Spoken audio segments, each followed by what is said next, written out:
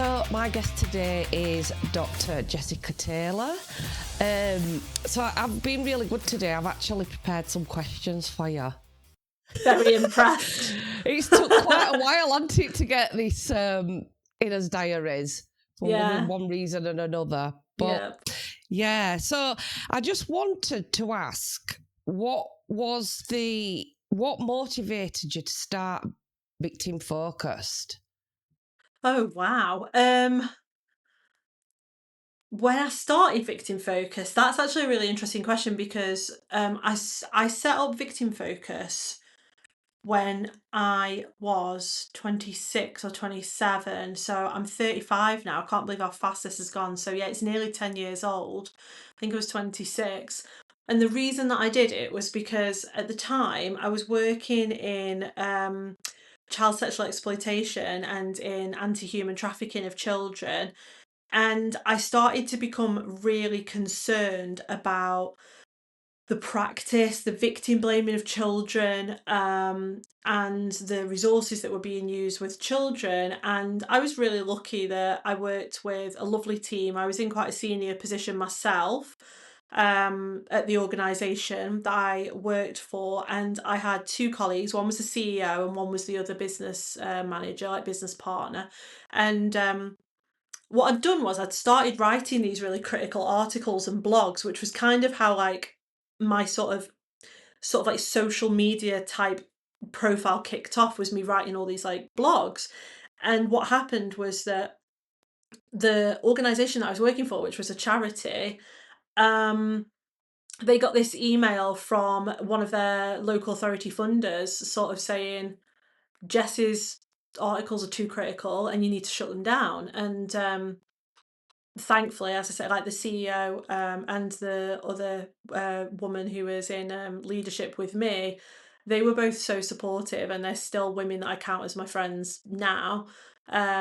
And they sort of sat me down and told me what was going on, and I felt so guilty because there had been like an insinuation that if I didn't stop criticising CSE practice and the way that children were being blamed and and sort of like framed as, I suppose, promiscuous and bringing it upon themselves, sort of like there was an insinuation that it would affect their funding going forward if they didn't shut me up. And I was really upset about the possibility that I could be the reason that all these children and young people would lose like their services. And so we sat down and had a meeting about it, and I said I would have a think. And both of them said to me, we're not asking you to stop writing, we're not asking you to stop doing your activism and the things that are important to you, but we just don't know how to handle this situation. And anyway, it happened just before Christmas, and I was having Christmas off on annual leave anyway. And then I had annual leave. I thought about it and thought about it and thought about it. And I thought, you know what? I need to be able to continue doing the work that I do without being frightened that somebody can have something held over them. So I resigned when I got back, and I said, I'm really sorry, but I have to be able to do this. And so I'm going to resign. And they were both like, what the heck? What? And I was like, if I set up my own independent thing, nobody can control what I say. And they were like, yeah, but that's really risky. I was like, yeah, it is risky. But if I set up my own company and I work in consultancy and research and I write and I teach and I speak and nobody has control over me, then the only person that gets hurt basically is me.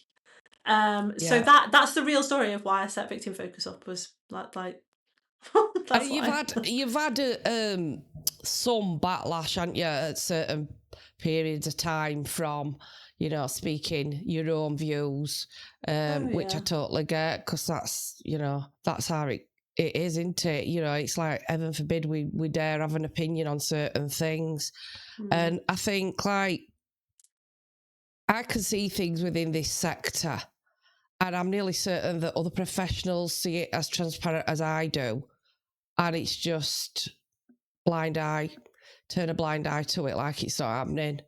And ultimately, that's when no change is going to happen. And it's people like us that do speak out about what's actually happening, the reality of what is happening, that is highlighting it. Do you think that what do you think this sector for violence against women and children is going to look like in the next decade? That's such a good question too. It's an hard one, isn't it? I am probably gonna say that if it hasn't eaten itself alive by then, it's gonna have to have learned how to generate income itself. So, in order to not collapse. And the reason for that is that politically, there's only so much time that I suppose the government can keep using third sector services to essentially to provide statutory services that should exist anyway, right? Exactly. So what we've got is this massive third sector that's been developed. Like if we just stick to violence against women and girls right now, it's been developed essentially to plug a massive fucking gap in statutory services. Yes, totally agree. That should be funded properly anyway. But then what they've done is they've made it in charity law that charities aren't allowed to criticise the government, and they're not allowed to be political, and they're not allowed to engage in politics. So what they've done essentially is they've got total control over the third sector that they shouldn't have. So because so many of the Vogue sector organisations are being pit against each other for this small pot of money, it's turning into territorialism, it's turning into hatred of each other, it's turning into unhealthy competition, it's turning into backstabbing, it's turning into totally agree. vicious shit. And the thing is, when it comes to things like tendering and commissioning for big grants and big tenders and stuff, those big commissioners and big funds, they don't really care particularly who wins or whether it's the right person. It's very much based on KPIs and performance metrics, and it's based on who can do the job cheapest, fastest, and for the most people. So that's why a lot of the women's refuges and people that are doing really important, complex, deep, trauma-informed work, they're losing out. They're not getting the grants and they're not getting the funds. So what it's doing is it's sort of turning everybody in on each other, and then it's turning into like fight to the death. And I've watched that, I've been in this sector 15 years now, and I've seen enough. It's also one of the reasons why, even though I get criticised for it, Victim Focus is not a charity, and it will never be a charity, and I will never set a charity up, because I don't want to be controlled.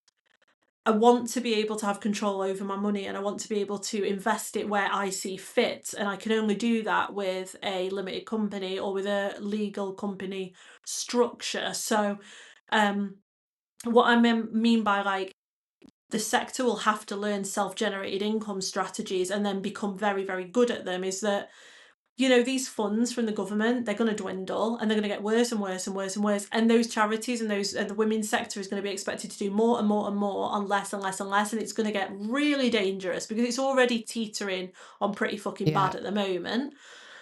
Whereas if a lot of these organisations could be restructured into profit-making income, like self-gen income generating companies in one way or another, and then they can reinvest all of that unrestricted income into their service provision, they'll have a lot more control and power over themselves, which is how I've ran Victim Focus, for like 9 years. And it means that whenever I'm interested in a piece of research, or if I'm interested in a resource, or if I want to invest money, or if I want to do something, I just do it, because I don't have to go out with like my cap in my hand begging for somebody to give me grant money. Totally get it. I mean, we're a registered charity, but we're not commissioned. And I were an hairdresser for 30 years. So like, it's opened my eyes up a hell of a lot since I created Resolute, which this is coming into 5th year now.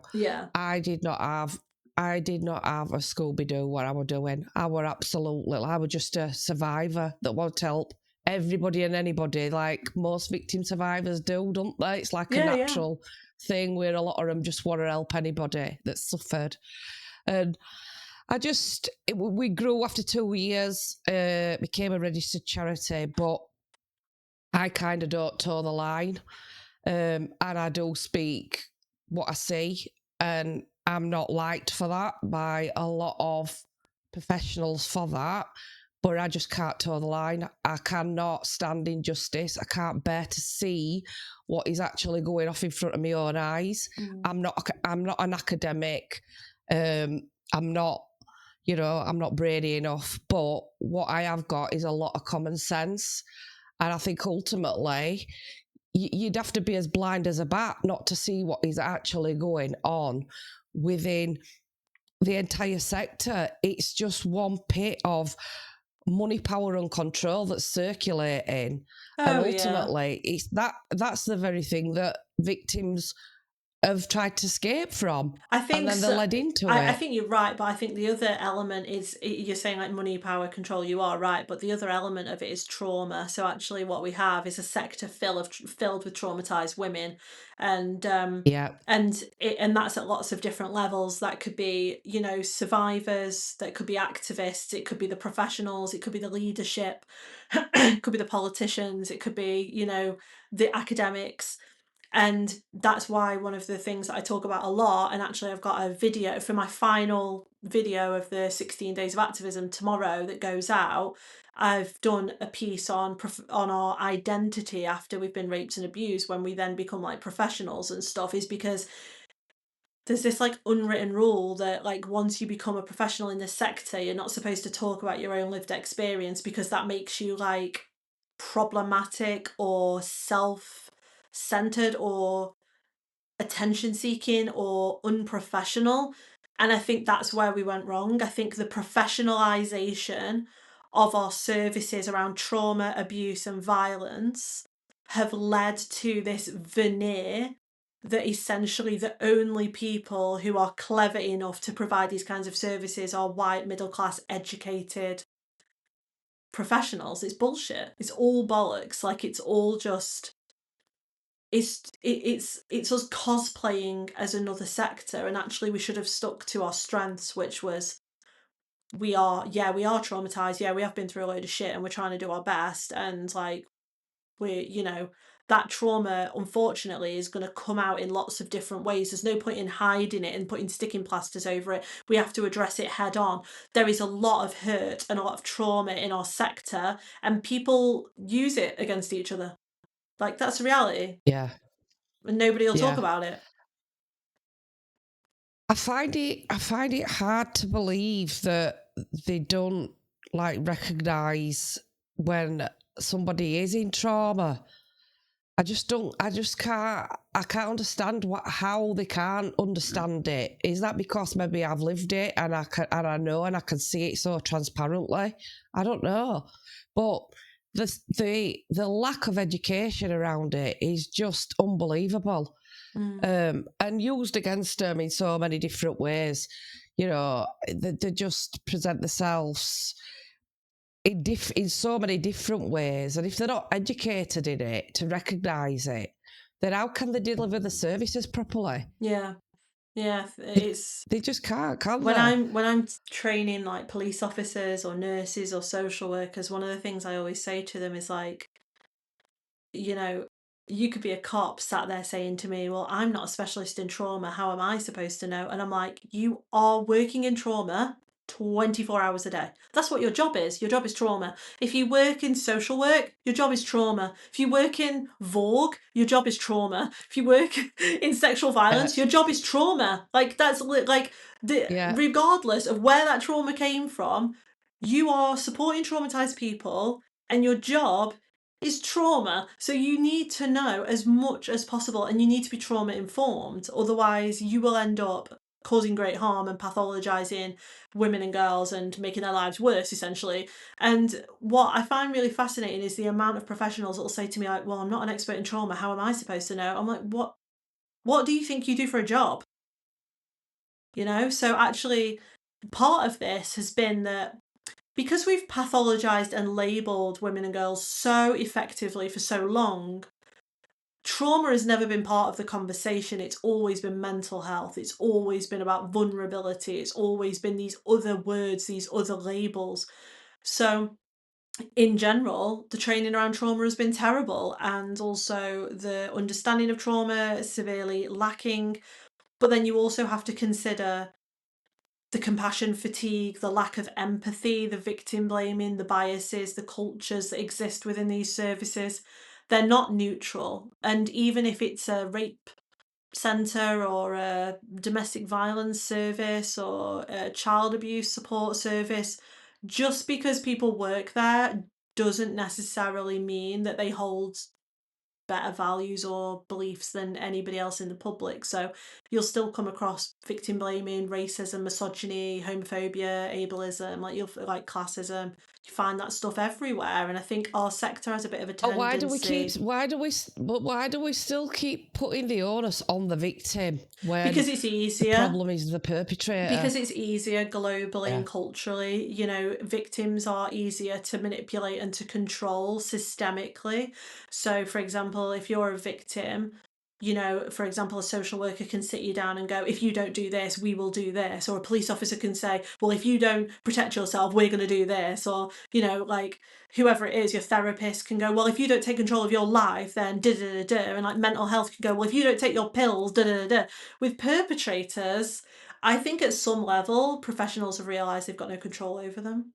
They're not compliant and they're very Yeah. difficult to manipulate into behaving better. And that's because perpetrators are living in a society that's encouraged their abusive behaviour since birth, and nobody has really done anything to stop it. So when I'm training police, one of the things they'll say to me, like candidly, is they'll sort of say, you know, as wrong as this is it easier to tell a victim, don't do this, don't do this, don't do this, don't do this? Or is it easier to get that perpetrator to stop abusing them? And we all know the answer to that. So services end up slipping into this hyper focus on what can we change about this victim to say that we did our jobs. Like that's really all that's happening. Yeah. Yeah. I mean, I can vouch for, going back to what you said earlier, like I can vouch for that. We've got mental health referring into us, we've got social workers referring in, police, because they literally do not know what to do with them. It's like they've ticked that box to say they've gone through their service, see you later, and it's like literally just throwing a hot potato around and nobody wants to pick it up because they don't know what to do. They don't know how to handle it. They just don't see what's in front of them. But I just don't know. I really don't know what we're going to be, what kind of system we're going to be faced with in another 10 years. I really don't. And I just think it's lack of education, lack of funding.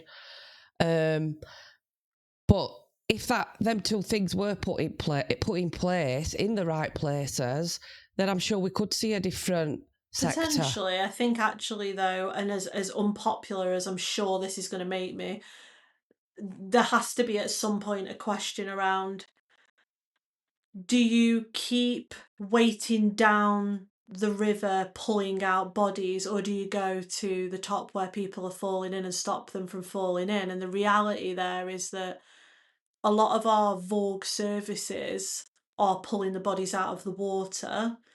But should there be investment around how do you stop people becoming perpetrators? Because that's the only way we can stop this. And I saw the other day a post on LinkedIn and somebody was criticising and like raising concerns that the government have just suggested that they're going to put a load of money into perpetrator intervention programs, and that they felt that money would be better spent in Vogue services. And I didn't comment because, like, if I disagree with something, I tend to just keep it to myself. I'm not really. When I was younger, I used to get into fucking arguments with people, but I don't bother anymore. But like, I just sat and read it, and I thought, but don't you want eventually for those Vogue services to not need this much money? Wouldn't you prefer eventually that women aren't being abused? So shouldn't we be testing that? If, say, for example, the government is saying, okay, we're going to put 10 million into how do we stop perpetrators, and how do we like actually intervene, or how do we change the way that we treat children and teach children from being literally born through to adulthood, in that we can influence them not to become abusive to their future partners or to people they meet or whatever it is. Surely that, if we can measure that that works, is worth a fortune if we think that academic research and statistics suggest that every perpetrator has multiple victims. Every perpetrator you stop changes a woman or girl's life, you know? Like, so is it that eventually we have to realise that, does the investment actually need to look at how do we stop perpetrators from developing? And I know that's a very controversial topic, and I'm not just talking about men and boys either, because women and girls violence is increasing. We've seen that. Girls are becoming more and more Yeah. violent. They're battering each other. They're filming it on their phones. They're threatening each other, you know. Like, my kids are getting older now. One of them's already left school and is going off to uni next year. But like the last one's in his last year at school next year, and it's like, I hear and I see things, and I know that young girls are getting more and more violent. They're more and more abusive. You know, they're sending each other messages, telling each other to kill themselves. They're telling each other to slit their wrists. They're telling each other that nobody likes them, that everybody wishes they were dead. They're attacking each other, and they're filming it, and then they're live streaming it on platforms. Where has that level of violence come from? Because that, I mean, I grew up in a rough area, but that shit didn't exist when I was growing up. So, you know, I Yeah. suppose the question there is like, not only do we need to stop perpetration in boys and men, what happens if actually what we're seeing is the next couple of generations of girls, they come up and it's like they match that level of violence in men and boys? Then we're in deep, deep Yeah. trouble there. Where do you think all this hatred's come I from? think social media and children having access to social media too young is damaging them. And I think that Yeah. government and society at large, and I think the tech giants do know that. I think that us as an adult population and as people who are in charge, I think we're allowing it to happen. Like, for example, I don't know if you've seen, but in Australia, they just banned under 16s from all forms of social media completely. So in Australia, they've just brought in laws that come in January. And as of January, no child under 16 is able to access Facebook, TikTok, WhatsApp, Reddit, Instagram, Twitter, and it's being blocked. So every single provider has to comply. Now, that is probably one of the most radical things that has happened around internet access and social media access in the whole world. And we need to monitor what happens to those generations. Like, do they end up psychologically healthier because they are protected for longer from really damaging social media? Or not? Like, do they find a way around it? Or, you know, is there something else that crops up? You know, is there something else? That's one thing. I also think, though, that we have glorified violence. So, like, for example, Netflix, Amazon Prime, one of their biggest profit making streams is true crime, is like the glorification of serial killers and rapists. And you know, they either do that in a way that's storytelling, i.e., for example, deliberately casting Zac Efron as Ted Bundy is a really good example of when they deliberately chose to like sexualize Ted Bundy. And then other examples are, you know, like endless documentaries that are like, you know, how to kill someone and get away with it, and like serial killer documentaries and that kind of thing. And it's like, I'm not saying they're the cause of it, because they're not. They're creating content because they know the appetite is out there in the public. What we need to be looking at is, why is there so much appetite for extremely violent material? Because I would suggest that Yeah. that's really our red flag, that society's getting more violent, or it's getting more tolerant to violence, which will increase violence. What's your view on trying to ban porn? So I used to watch porn when I was younger, much younger, and then when I was about 24 or 25, I made a promise to myself that I would never ever watch it again, and I never did. And in our house, social media is banned until the kids are older, and porn is completely banned in our house. And so overall, I'm in support of it. I don't particularly see the need for it in society. I don't think anybody's going to die without porn particularly. I also know from like the industry and doing a lot of research in it during my PhD that there are some horrendous studies and statistics about the real experiences of humans in porn, men and women. Unfortunately, majority victims in porn are women. A lot of the porn that we see on the internet, those women are intoxicated, they're drugged, they're coerced, they've not consented to a lot of what is being watched. You know, most people, if they've watched enough porn, have probably seen a woman get raped or get sexually assaulted, or even like lots of people sexually assaulting her or raping her where she doesn't even remember that happened, and that she's so intoxicated, Yeah. you know, and that video's out there on the internet, and technically she was paid to do it, but they gave her a load of drugs just before the scene, so she didn't feel anything, and now there's a video for the rest of her life on the internet. So like we've got sons, and like our message to them is always like, do you understand that you're watching coerced rape? That's what you're watching. You're not watching two people who are in love have sex, and that like, and even that there's problems around that, but like it isn't that. That's not what you're watching. And then there's that horrible statistic that never left me, which is around is it something like, I can't remember what it is now. Is it 1 in 10 or 1 in 20 of porn videos on the internet include somebody who is dead? So as in like they died from suicide or drug overdose, or they die, you know, like, so because the mortality rate in the porn industry is so high, so many porn actors and actresses take their own lives, or they die, or they become very ill and die, or they have like accidental overdoses, that kind of thing. That there's so much porn on the internet that has people in it that everybody's watching that over and over again. It has millions of views, and that person is dead because of that industry, and there's no justice. So yeah, I think overall Oh. I am anti-porn. I've been anti-porn for a long time now. It's been 10 years. I also have several friends who were very, very famous in the porn industry. Um, one of the women that I really respect and I've spent a lot of time talking to is Jenna Jameson, who was very, very famous in the porn industry when a lot of us were growing up.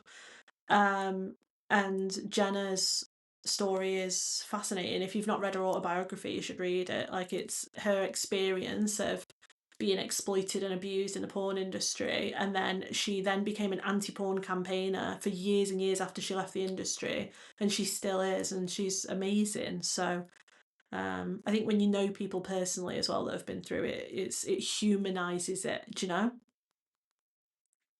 Yeah, yeah.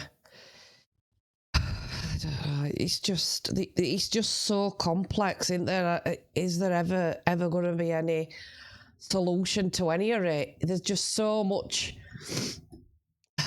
hatred and evil around a lot of it, isn't there? That it's just like, if you think about it too long, you would get seriously depressed about Yeah, it, I wouldn't you? know.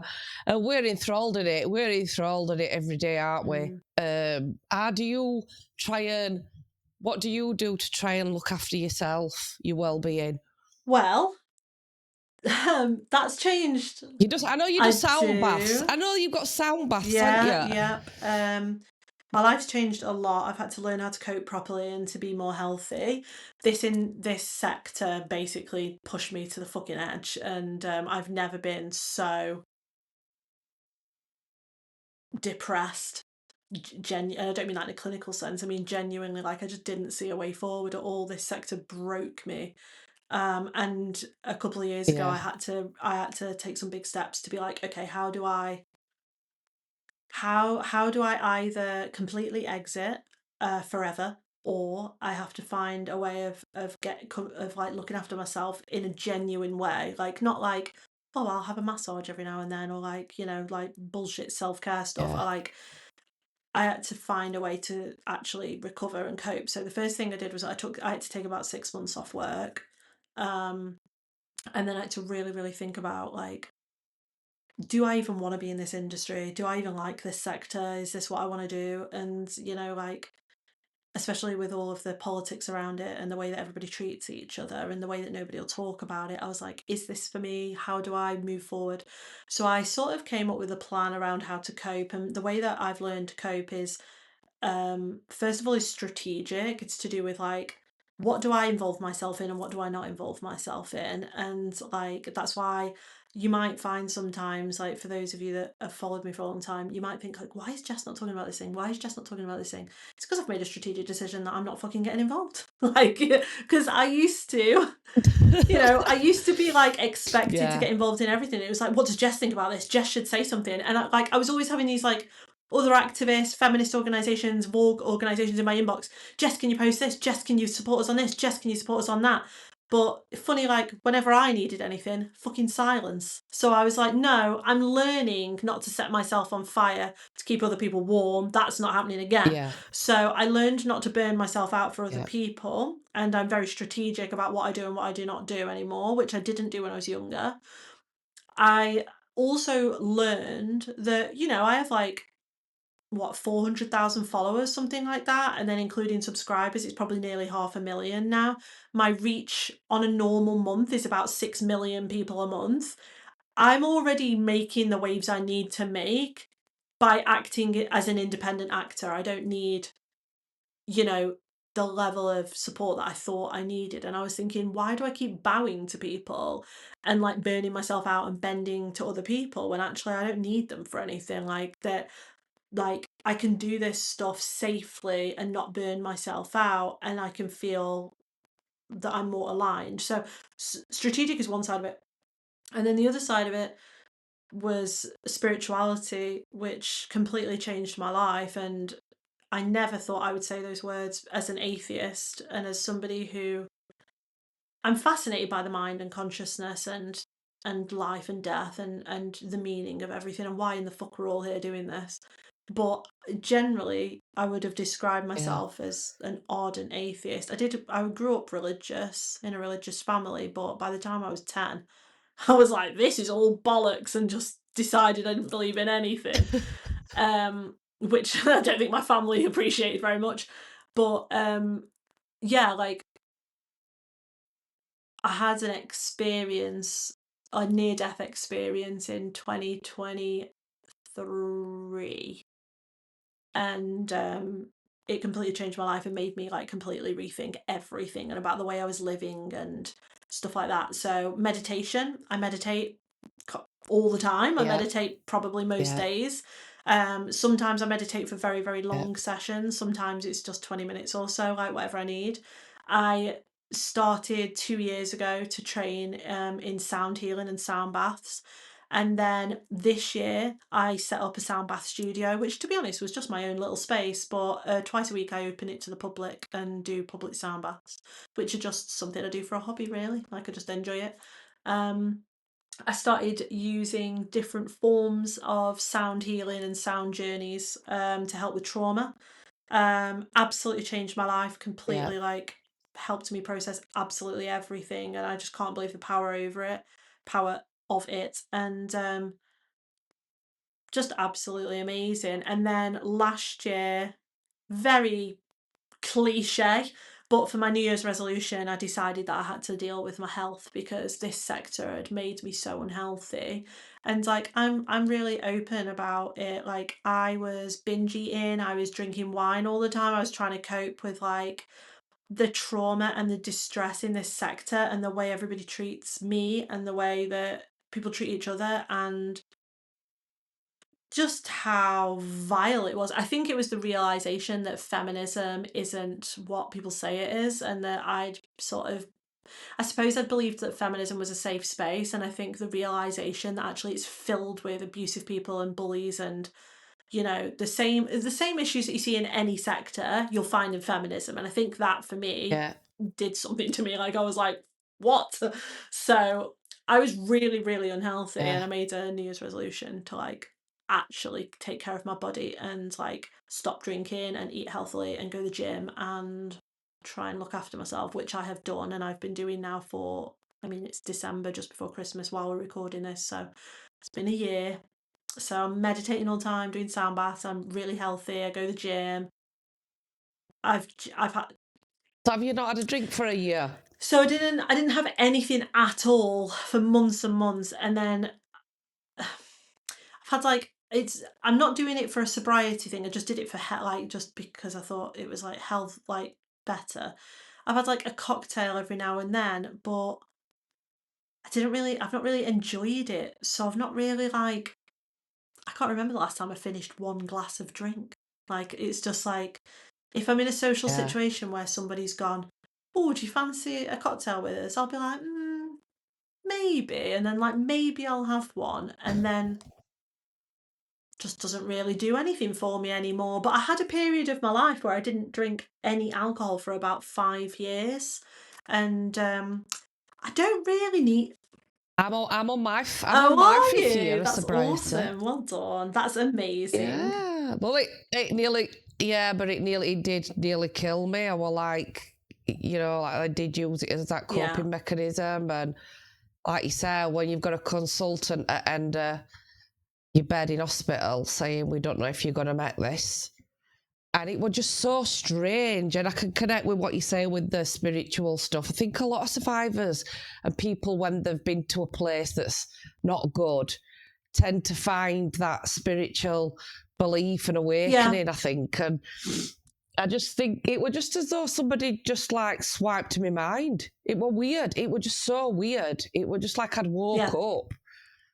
It was strange, but I was fully dependent on alcohol. I couldn't even function without it, and I've paid physically for the rest of my life now for that. But I'm still here, so it's all good. But it is about changing your entire mindset into it. It's almost as though like you've got to reprocess them thoughts, process again, and then let them be. Because ultimately it will just eat away at the rest of your life. And I think that's the decision you've got to try and come to. Do you still want to be living in them negative thoughts and that trauma? Or do you want to help yourself and get better? Because you're ill at the end of the day. I mean, I was so poorly, and coming from, withdrawing and coming off alcohol was hands down. And I've got 2 boys, I've had 2 kids, and coming off that poison is the hardest thing that I have ever had to do physically and mentally. It was, and I've been through some shit, with the abuse and stuff, but coming off that, oh God, but it is so worth it. So worth it. You've done amazing then. But then I think because... yeah, well, like I said, I were in recovery a year when I set Resolute up. And I just went and rented a room in a community centre. I was like, right, I need to try and help everybody. And that's just how it snowballed. But I think because of the alcohol, and that is another strong link in it with domestic abuse, the alcohol and substance side of it to cope with things. The minute that you stop with that drug, that poison, and you are faced with all them feelings, emotions, truths and realities all at once just come crashing down on you. And I think I'd got to that point where it were almost like there were nowhere else to go. It was, right, get rebuilding. And I think it is that strength and determination that does that, which is why I called the charity Resolute. And I think there's not enough. And obviously going through the system, I did the 4 years post-separation abuse. I dealt with police, social care, family courts. And all they did was just fuel it. It just fueled it. It was worse than what I'd already endured. And I think that we're in a situation here where we've got people encouraging people to speak out about what's happening to them. Yeah, it's it like is. leading lambs to I slaughter agree with with that what they face me totally. I agree with that afterwards. totally. And there's a And I think that the suicide, I've said this and I don't know what the stats are on it. I did a podcast with a guy called Tim Woodhouse who did that research in Medway and Kent that actually said that the homicide, the suicide rates are greater now than the homicides. And I was like, yeah. oh shit, Sherlock. You know, I could have told him that. That I want to say, just to what I know and what I see, that the majority of them are taking their own lives after they've left that situation because they believe they're going to be protected. They think that they're going to be safe, they're going to be caught, and what they're faced with afterwards is just barrier, this and is really further important. abuse. Like, it's such an important thing to talk about because I think you're totally right. Like, we are encouraging women and girls to come forward, and we're like, tell somebody, report it to the police, it'll get better, we can help you. And our systems are shit. Like, you what help are we really giving women? Like, one of the things that worries me, I suppose, the most is like, it's the sort of false belief we're giving them that if they just tell somebody what's happening to them, that some service is going to just swoop in, protect them completely, that perpetrator will never be able to hurt them again, they'll have somewhere safe to live, her and the kids will be totally protected, and everything's going to be fine, and then he's going to go to prison for like 11 years. And it doesn't work. That's not what happens. And unfortunately, then that woman is more realistically left in a situation where if she reports to the police, nothing will probably happen. If it does, and he is even interviewed or arrested, at that point, bail conditions are so weak and so often breached that it'll probably make her life a living hell. And if he's smart about it, it won't be him that makes her life a living hell. It'll be his associates and his family that will do it. And then everybody has plausible deniability and everyone can claim that they're not doing it. And then her life gets harder and harder, and then eventually drags her to family court and claims that she's alienating him. Then she goes through that for 4 or 5 or 10 years, you know, until the point where she's broke. She's not left the country in years for a holiday because she's not allowed. You know, the kids are back and forth under court orders. You know, they've been in court for 8 years. She's had to remortgage a house, you know, and like, you get to the point where you're like, why are we telling women to do this again? Like, I know. yeah, Because at that's the least they knew thing, what they isn't were it? It's faced like with when when they were you're, in situation. They yeah, knew for sure, like they knew what were they're in coming. domestic abuse, and yeah, it's horrific, and but in a way, it's like better the devil you know than the devil you don't. And like,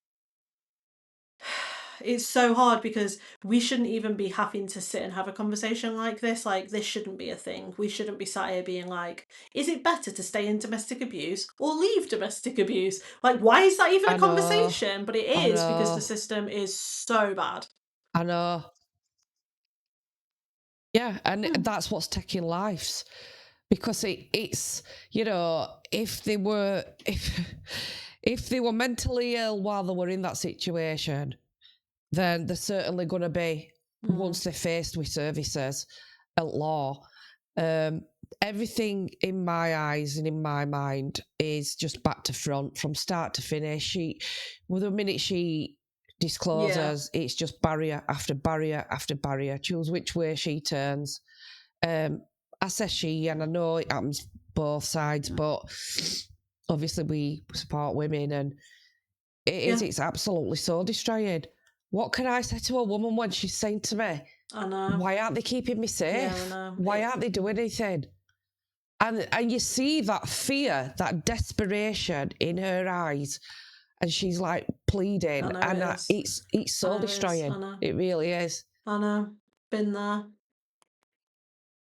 I mean, I when I'm advocating, I'll hold them to account, because what I tend to find is most of them don't know their own policies and procedures, Most and of them most of them don't don't know know the domestic law, abuse bill. which So if you terrifies me start, when you're like, oh, do no, you know this isn't this? And they're like, no, it yeah, isn't. And then you're like reading them the law, and they're like, well, I didn't know that. And you're like, well, maybe you should, because it's your job.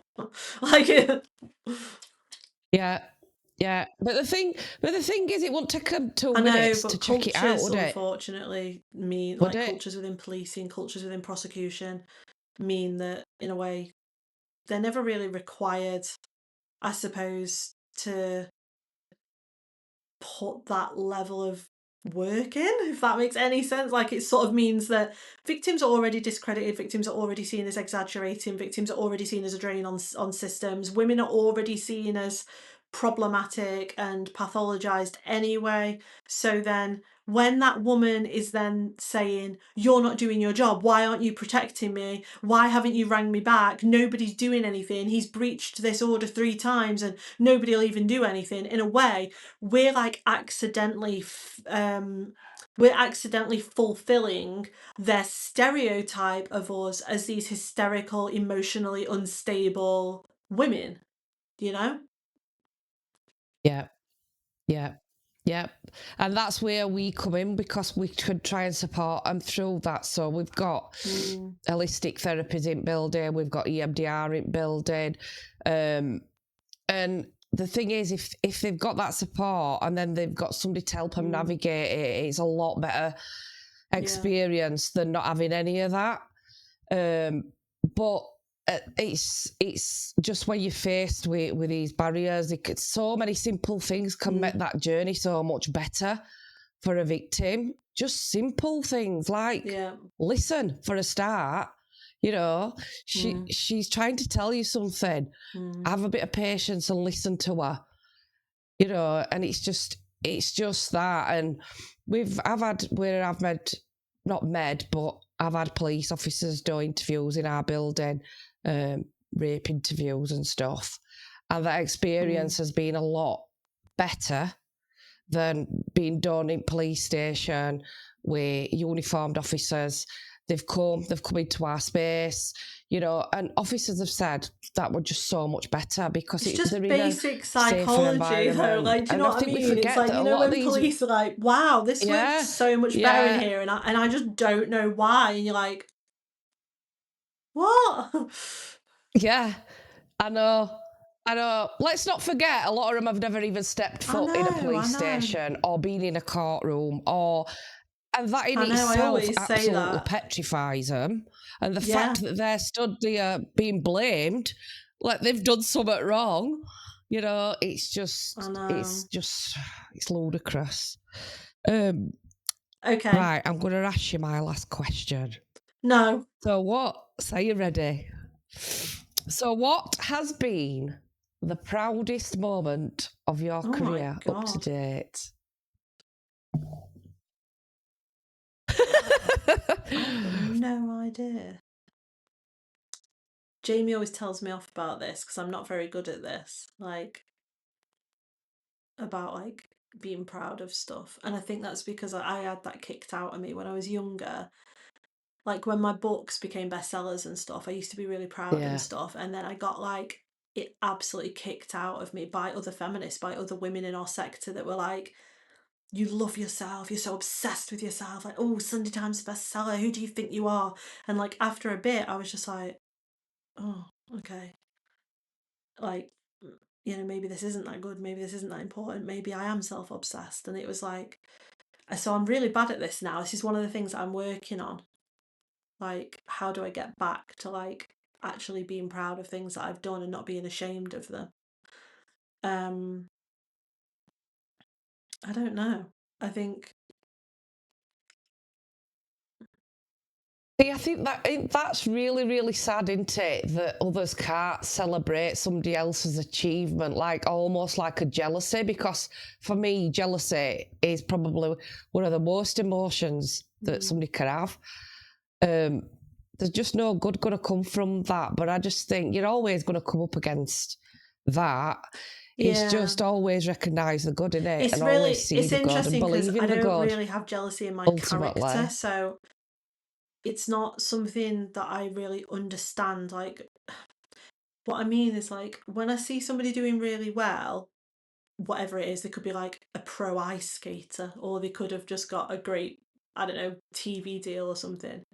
I always think, wow, I'd love to do that. Yeah, like, so like, I That's find amazing. I get, like, Yeah. inspiration from people doing amazing because it reminds me, like, yeah, no, my dreams are possible because their dreams are possible and we're all just human. So if that person can do that, then I can do that, right?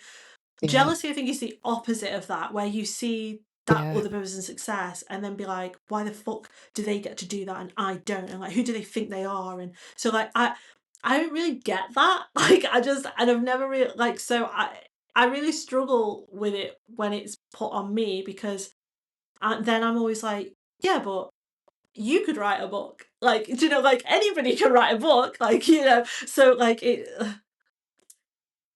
I I couldn't don't write a agree. book, I I can think assure loads of you. people are more capable and then they tell themselves they're not. And then, like, we believe the stories we feed ourselves about what we're capable of and what we're not. Like, anyway, but so in terms of like being proud, I I think there's two ways of answering that. I've got some stuff in the pipeline that I'm working on at the moment that I'm actually really proud that I'm working on it, but it's not ready for like public release yet. They'll be coming, the announcements will be made next year, one after Christmas and then one in the summer, and a couple after that. And I've been working like behind the scenes on some really interesting stuff. And I think it's going to be one of the things that I become most proud of. But up to this moment, honestly, I think one of the most proud things would have to be between the Item and Sexy But Psycho, and that's because those two books, the Sexy But Psycho and the Indicative Trauma Impact Manual, I must get, what, on a normal day, 20 messages a day, maybe more, of just random people from around the world, predominantly women, saying that reading Sexy But Psycho or reading through the Item completely changed their life and made them realise they weren't crazy and made them realise that their trauma from their abuse was completely valid and that their mental disorders are not a thing and that their trauma is normal and natural. And when I wrote Sexy But Psycho, that was literally the point in writing it. I wanted women to read it one day and be able to look at themselves and be like, I'm not crazy. I never was crazy. I've been gaslit and convinced that I'm mentally ill and I'm not. Now, how do I move on with my life? Because I now don't see myself as like mentally ill for the rest of my life. I have had thousands and thousands and thousands of women contact me about that book, and every single woman that I meet when they come and get me to sign it, or they come up to me in a bloody airport or a train station or a shopping like mall or a supermarket, it's always the women that have read Sexy But Psycho that are like, you made me realise I wasn't crazy. And like, that is amazing if you think about how many thousands of women now do not see themselves as mentally ill. I Yeah. think that's got to be it, hasn't it? Yeah. Yeah. I All don't our think you realize revamped. sometimes how much you can help somebody remotely. Like I've never met these women. Like I've not sat and done therapy with them for 12 months and I've never spoken to them, but they sat down and read my book or they listened to it on Audible or they like read, I don't know, like what, whatever. And that was enough for them to be like, shit, like I was abused, I'm Yeah. traumatized, I'm not mentally ill. Yeah, it is massive, That massive, wakening massive. up moment, isn't it? Yeah. Mm. Yeah. Thank you, and Oh, it's you, been lovely thank you. speaking to you, Jess. I'm so I know. happy that we've managed to get this Yeah. booked in, and it's took a while, Yeah, but thank it's you been so lovely much. And speaking to you and meeting you. oh, So we'll have to absolutely. Like, keep but in also touch. thank you for bearing with me and ending up in my living room instead of where I'm supposed to film podcasts. So, yeah, I appreciate that. But yeah, no, It's thank fine. you so much. Right. See ya.